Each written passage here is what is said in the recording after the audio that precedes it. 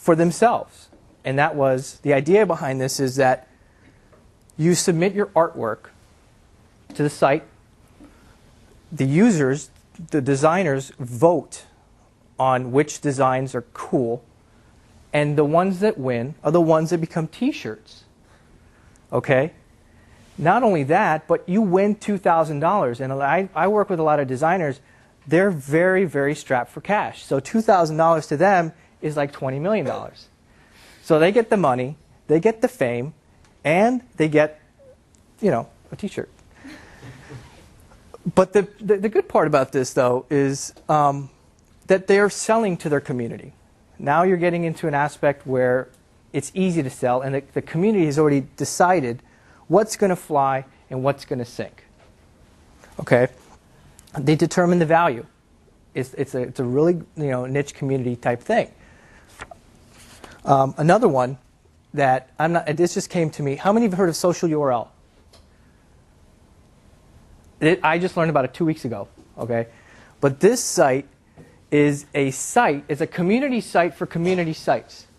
Okay? Because the audience is socialites online. Too many, you know, online. The problem is profiles. There's too many profiles online. The solution: one place where you can put all your profiles, and it basically is a passport for all your other places. So they identified those three main areas. And I haven't had a chance to play around with it yet, but I would imagine it has some pretty interesting features. You know, because it's marrying up all of those ideas, like the LinkedIns, the MySpaces, the Facebooks, in one profile. You got it under one umbrella. So I think they did something interesting and something different, and something unique to their audience. Okay, so this is the competition here: is MySpace versus Facebook. And I want to ask you guys this because Dave talked to me and he said that you guys use Facebook quite a bit, and I've never used Facebook in my life. So what is it that makes Facebook grow? Why does Facebook have a 300% increase and MySpace is losing market share? Why? Why is that? Go ahead. I think Facebook started off as a university-only community where you had to be in college and your college had to be on Facebook for you to be able to have access to it. And I think that drew a lot of people because it became the new cool thing to have. Okay. And now they've opened up their doors after they've established their base, and so now they've opened it up to everybody. And so you just continue to use it because you started using it when it was a college-only tool. And I think that's just kept more and more people coming on. Okay. What do you think? I think Facebook's just a lot easier to use, first of all. Like, we went on MySpace for the first time the other day, and I was overwhelmed by it. Like, it's just ads and flashing things all over, and nothing's in the same order, and to me it was, just really confusing. complicated. Whereas Facebook, it's very easy, it's very user-friendly. It's people who have no computer skills at all can just go ahead and make their profile. Okay, okay. What do you think it is?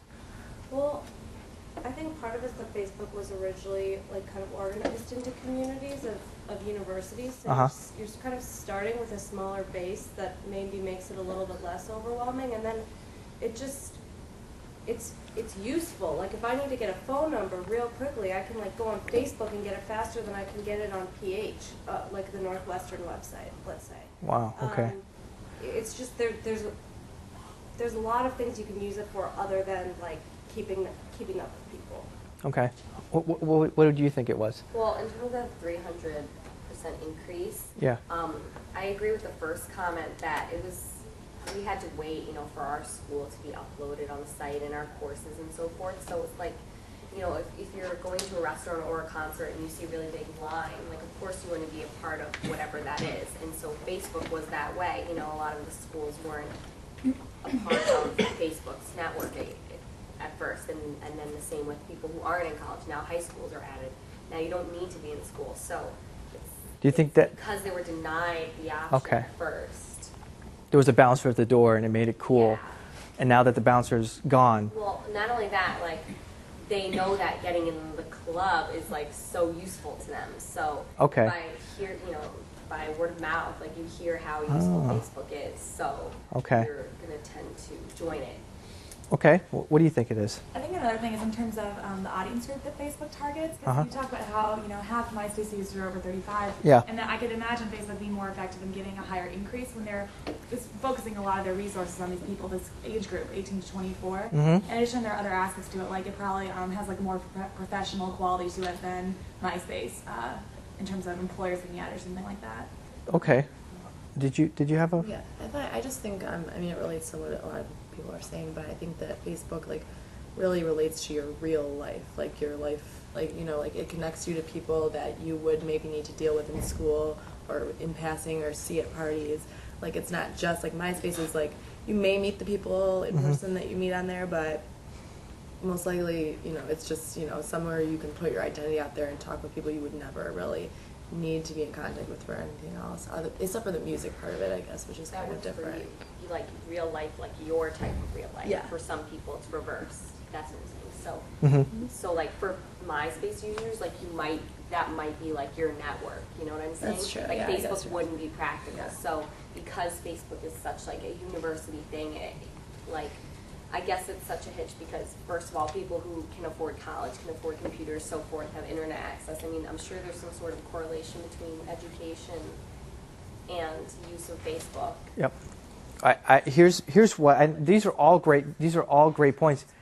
I think the reason why Facebook again grew so big was because it opened its doors.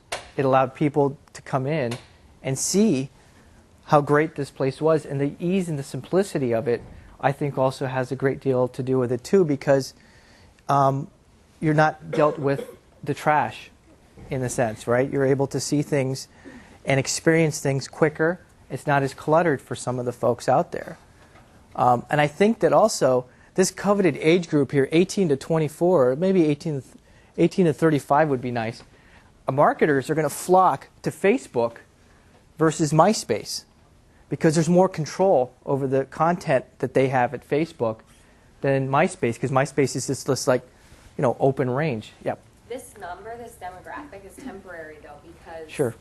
it started, like we're the first generation of Facebook, so I guarantee that most people who have their Facebook account and who rely on it the way they say they do will use it in 5 years or so. So that demographic, I think, will change as it gets older.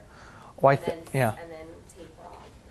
Oh yeah, and here, what happens if this is all conjecture? What happens 5 years from now when Facebook has has that mind share, and anybody can get a Facebook account? Will Facebook be as niche or as novelty as it is today?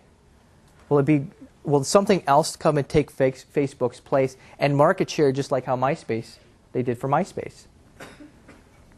I don't know. These are just things I think about it late at night. So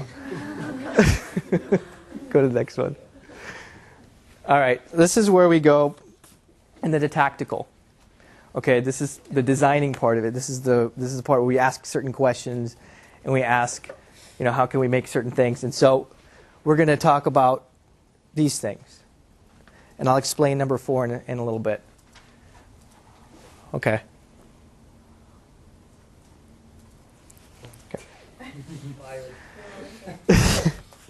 Okay.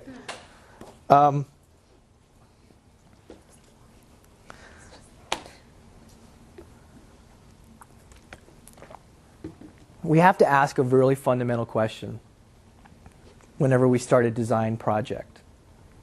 And that's, what does the user want to do? Not what do we want the user to do? And it's a big difference. And it's a shift in thinking that a lot of commercial websites are kind of moving towards. Because if you think about it, it's this tug. You want to pull people in to your website instead of push them in. Okay? They'll feel better coming in on their own terms. So when you create things for users to do that they want to do, you're not forcing things upon them. And I think that's what makes one of these sites so great, a lot of these online community sites, a good one, great, is because it fosters to the needs of the user and not just creating things and saying, okay, user, you're going to do this, this, and this, and we tell you. So does anyone remember Flash?